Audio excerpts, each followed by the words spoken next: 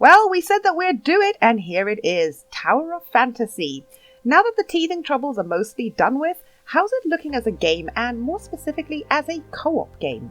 We doubt this is the first time you've heard of it, even if you haven't watched our Forrest Gump video, because Tower of Fantasy managed to get itself plenty of attention, partly due to some suspect artwork, and more importantly by running as direct competition, at least in the minds of potential players, against the current undeserved king of the anime RPGs.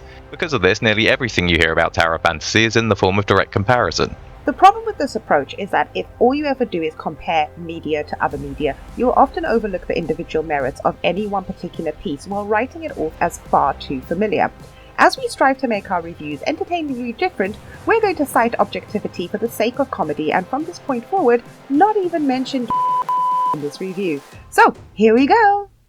Tower of Fantasy is an anime MMORPG, technically if not in spirit.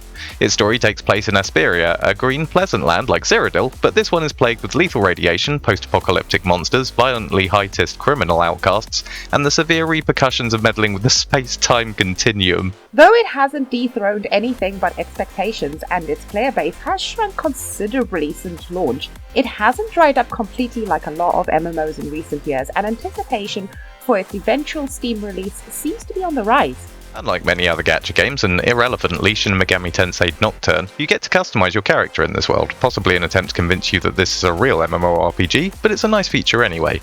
On top of that, characters you acquire through rolling essentially provide separately equipable weapons and character skins, so it's your choice what you look like, and you'll never have to use a character you dislike on a personal level just because they're good, as I was forced to by Rogue Galaxy. But what's this controversial catastrophe like to play? Well, its somewhat ridiculous world of slightly scruffy textures feels pretty full at least, certainly fuller than another competing game which largely features wide empty fields. Farming Simulator! Boxes of loot, hidden puzzles, enemy camps and bosses are dotted everywhere, though you may recognize some of the architecture and enemies as being a tad Borderlandsy. I'm sure if you examine it with an electron microscope, you'll find that it's somehow legally distinct enough to not matter, probably. The plot is laughably predictable, often derailed by aggravating, dumb, stupid tangents, and occasionally seems to forget itself. But it keeps you moving in the right direction for the most part, and does actually have some semblance of a conclusion, unlike the Assassin's Creed movie, despite the obvious intention to extend it with the next major update, a bit like PSO2 New Genesis. The voice acting, at least for the English version, is, well, charitably, let's call it mixed. But if you mix very average cake ingredients in a bowl with a big dollop of dog shit, the whole thing is sadly still going to smell like, well, dog shit. The characters are also a very mixed bunch, from a robot masquerading as a man to a Teletubby masquerading as a child and a child masquerading as a scientist. All I'll say is that as someone who finds being repeatedly told the bloody obvious to be patronising and annoying, Mellow makes me wish for the sweet embrace of death. Still, when you actually fight the definitely not Pandora bandits, combat can be pretty fun at least. A bit on the simple side, but when you get to grips with the Dynasty Warriors-like combos, it actually becomes quite fluid. It's flashy, whilst also remaining clear enough to see what you're doing most of the time. It wouldn't hurt to have a few more moves per weapon, but the game is designed around you rotating between 3 weapons in a set instead of characters like Dragon Age.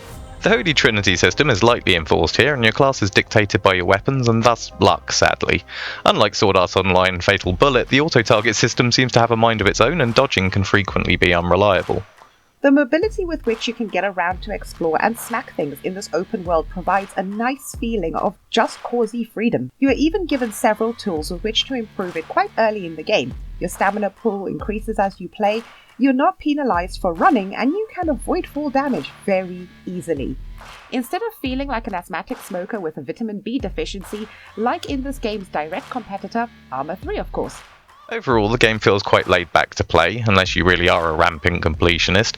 Stepping away from its X4 Foundation's roots, there are even some decent quality of life features buried in the vast convoluted mass of menus, and just like nearly any anime game ever, you get your very own little companion robot girl. Mia recommends inquiring the Astrodata Administrator. Scrapper. Personality and convincing sound effects sold separately. Ooh. Now, the most important bit, on this channel at least, how is co-op? Well, contrary to our normal form, this is where we can be a little bit more positive. The game actually offers more than what you would expect here, assuming you didn't take the MMO tag too seriously. The story is completely single player, but most other activities, and of course exploration, can work for 2 or more, just like Final Fantasy XIV. There is an actual scaling system which functions well, so level difference doesn't really matter as long as you're both over level 25. Unfortunately, if one of you is under this, you won't be able to party until you catch up a bit. Fighting together is pretty cool. Many skill effects, including the time bubble thing when dodge behaves properly, can be of use to other players, much akin to Guild 2 Renaissance, so you can play off of each other nicely.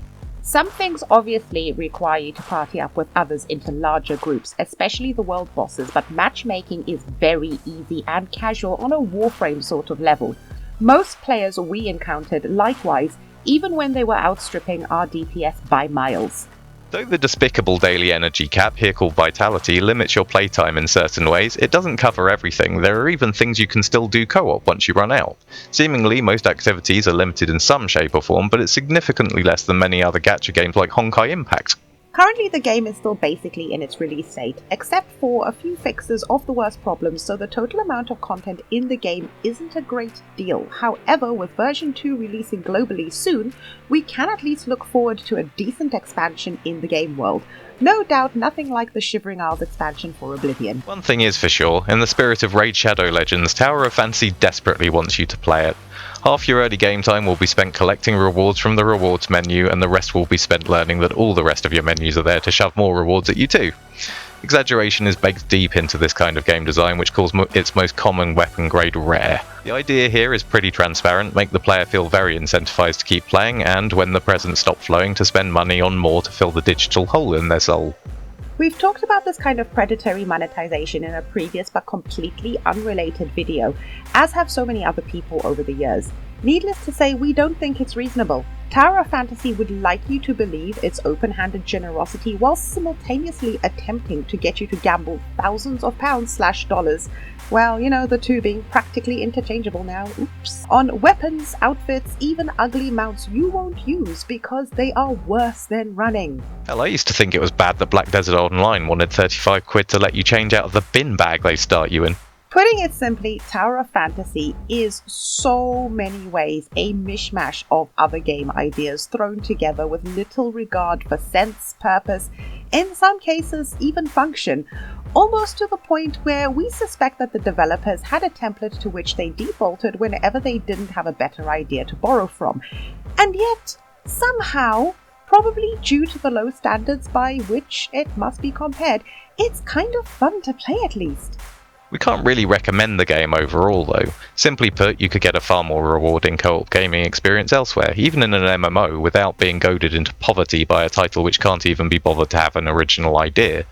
However, if you are absolutely desperate to play something like this together, at least here you'll probably find enough to occupy you for a while. Finally though, we feel we are here to inform your opinion a bit rather than tell anyone what to think. Someone is bound to ask, is it better than that other game we are obstinately refusing to mention? You could invert the y-axis on mouse from the day it launched, so as far as I'm concerned, absolutely yes. Yes! Hope you liked the video, guys. Thanks for watching. Let us know if the running joke was a little bit too subtle this time. Don't forget to click those important buttons down there, like and subscribe, and follow us for more. Thanks for watching, everyone. See you soon!